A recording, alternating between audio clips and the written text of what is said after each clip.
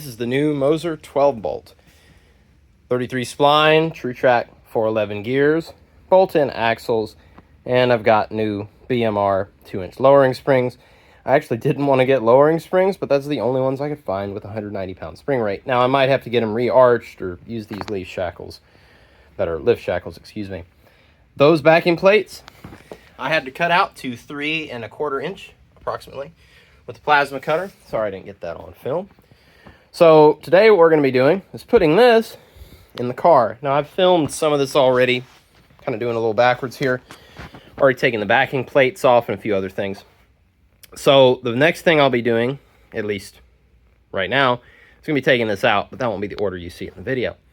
So let's get this old crappy 10 bolt that actually did not come with this car out. We're going to put in new bushings, or new bushings on the frame, and then we're going to be putting those new leaf springs and that new differential. And we'll see how that sucker acts in this car.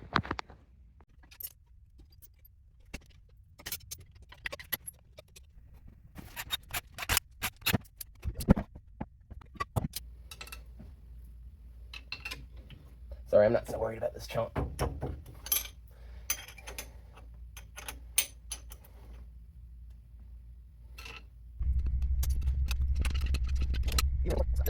Little C-clip.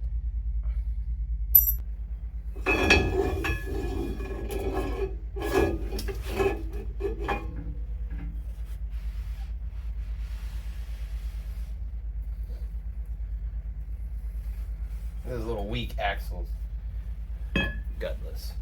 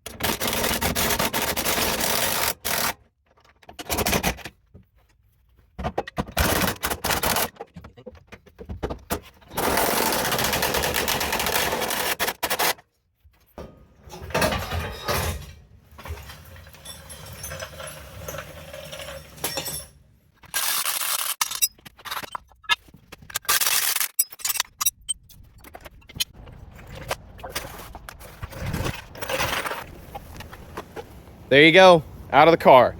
Now the neighbors can look at that for a while, I guess. The axle seals have been installed, so now I just got to put the axle, backing plate, bolts, and I'm just going to kind of lightly torque them down. I don't know what the torque spec is yet. Got to figure that out.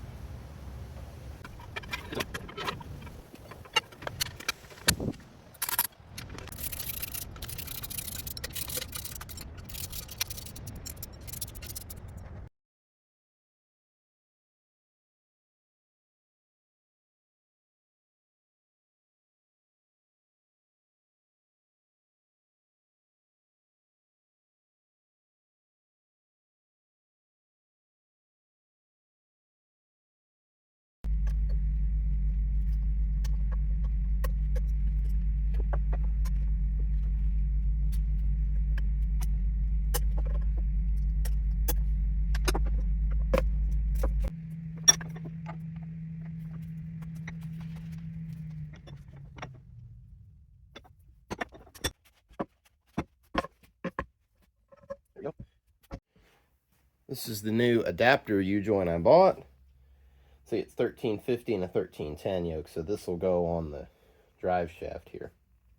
Take these caps off before I drop them. And right there. There it is.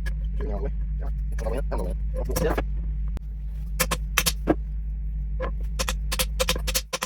There we go. Little resistance, but it's not uneven. It's not in a bind. So there we go. Joints in.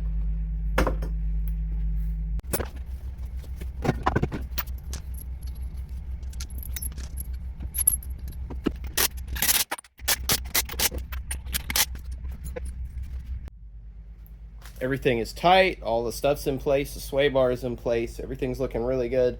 Now I need to lower this thing down. I do still have to bleed the brakes, and I also have to tighten everything down suspension-wise. I just want it on the ground, settled.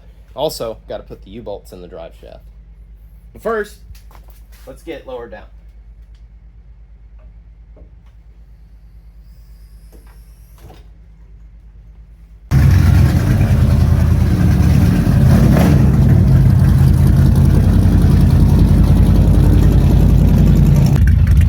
Follow their braking instructions. I'm going to jack the car up and we're going to run it in first gear and then in reverse, 3 minutes each. I've already checked the oil level and it's good, so we'll do this and then I'm going to recheck it after I'm done.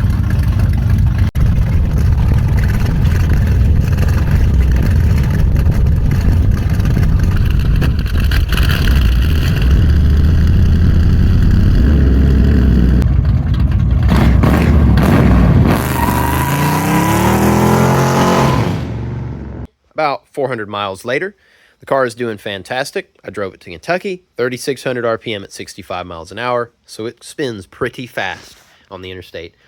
No leaks, gear oil's doing great. I'm going to be changing it next few hundred miles after I get the break-in done on it. Now, you might ask, why'd I go with the 411? Well, this car was originally built with a 411 posi traction 12-bolt. It was not built with that little 10-bolt. This was a factory SS. This is a factory SS car, factory big block car. So it had real good stuff under it. Now, the plan for the future, and this was the plan originally when I picked the 411 to go back in it, I'll be putting a Tremec TKO 600 5-speed. This car has a TKO 600 5-speed and a 411 rear end, and it drives great on the interstate. About 2,400 at 70, 75 miles an hour. This car has bigger tires, so it'll do even less. So, if you're interested in that, stay subscribed. I'll probably be doing that in the next, I don't know, year or so. It won't be right now. But just look out for that video. Anyway, hope you enjoyed watching, and I'll see you in the next one.